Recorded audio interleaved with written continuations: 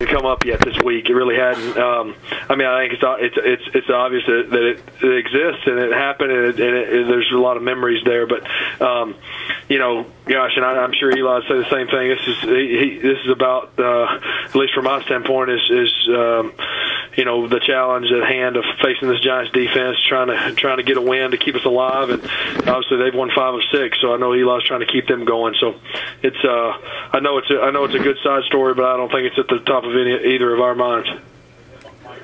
That being said, Philip, we're having some fun with it today with Eli as well. He mentioned just really having that, paying attention to you and to Ben as well, and kind of having that pride in the overall class. Have you felt the same way over the 10 years, just kind of keeping tabs on what each of you has done? Yes, I think it's human nature. I think it's any competitor. There's certain guys or certain positions, by position, and certain things that you're always linked to. And I know for the three of us being in that draft class and kind of the way everything. How everything went down, that there's always going to be the comparisons and such. I don't know that I follow them so much to see where I stack up against them, but more so just they're guys that you're going to be linked to forever. It'll be the 04 draft class. They're going to talk about who did what and who did this. So and it's not something that necessarily motivates you, but it's something that you're aware of. I got a great deal of respect for Eli and what he's done and the quarterback he is and the player he is, and but there's no like, what did he do this week or what did he do next week? There's too many more things important than to get caught up in that. I mean, obviously, are you still hoping that one day you'll have that chance for the Super Bowl? Well, I mean, I think that's the goal of every team in this league. I think that'd be the goal of every quarterback, is to help lead your team to win a championship, to get to the top of the mountain. I mean, I think it gets it gets oversaid, this guy's got a ring, this guy's got a ring, that it kind of becomes it's not really about that. It's about, I want to experience for our team and for our teammates and the guys that we've played with for so long, to experience getting to the top with one another. And so you look back over the whole journey getting there. That's really, I think, what's most motivating, is to stand at the top and say, we did it. Not so you can say, oh, that got you in this category or this club or this deal. It's really not. I mean, and I'm not just saying that. I want to lead this team to a championship, because that's the ultimate goal, and that's the top of the mountain. What does it say about you and Eli that you're both 10 years later still playing at such a high level, kind of still the face of your respective franchises? Yeah, I think that I'm grateful for that, and proud of the fact that I think when you talk about the three of us, you asked about Eli, but Ben, we're all 10 years later playing quarterback for our teams, and gosh, have combined, Eli and I both started in over 250 games or something like that, and played a lot of games and helped our team win a lot of games. So I do think there's something to be said about that, and I'm thankful that I've had that opportunity now for 10 years. Obviously, I didn't play the first 2, but it is something that you feel blessed and thankful, and then you do feel some sense of accomplishment that you're able to be out there for your team. So many in a row. I know Eli's got a long streak going, and we've had one here as well. With Tuck coming off a pretty monster performance, how do you really plan to neutralize this pass rush that's kind of come to life in recent weeks?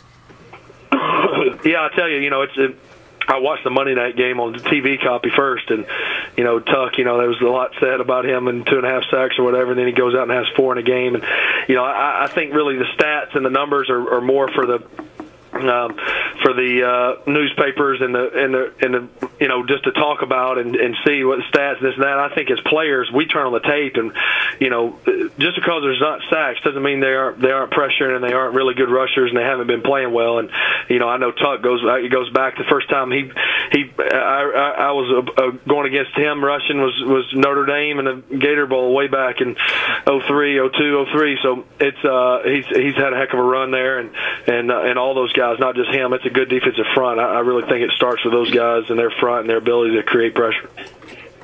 Philip, could you talk about Woodhead and what he's meant to the offense this year? Yeah, he's been a great addition. And I said this when we signed him. It was no disrespect to our other free agent acquisitions, but he was the one I was most excited about. Just the dimension he was going to bring to us, not only as a receiver, but also carrying the football. And he's been, I don't know if he's still leading the league as far as running backs and receptions, but I know he was going into last week. And he's just been a great asset for us.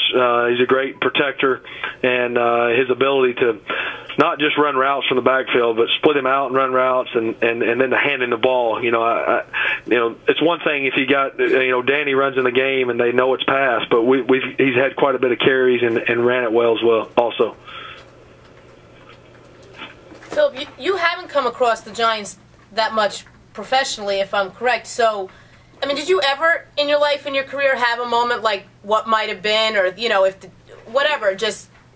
ever would have ended up here in New York? Well, not a lot. I mean, I think when you end up playing the Giants and obviously the Eli there, you do think what would it have been like had our spots been different? Had he been here and I've been there? But we played them in 05 and I wasn't playing, and then in 09 we played there. The last year there was the old stadium there in the Meadowlands, and then here this year. So it's only been 3 times, only 2 for me playing against them, but. I don't so much just because I think without the I honestly believe had the trade not been close to going down or already the plan, I don't think the Giants would have drafted me.